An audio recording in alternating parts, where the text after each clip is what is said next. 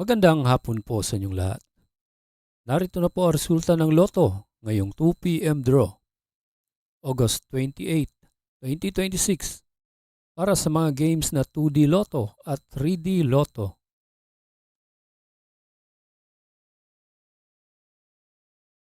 Para sa 2D Lotto, ito po ang winning combination: 10 and 16 in exact order.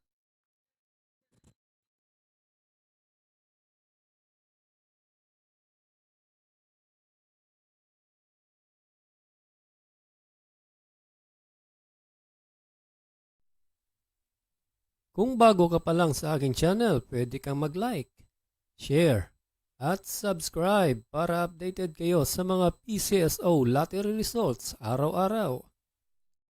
At para sa 3D Lotto, ito po ang winning combination: 0, 0, and 2 in exact order.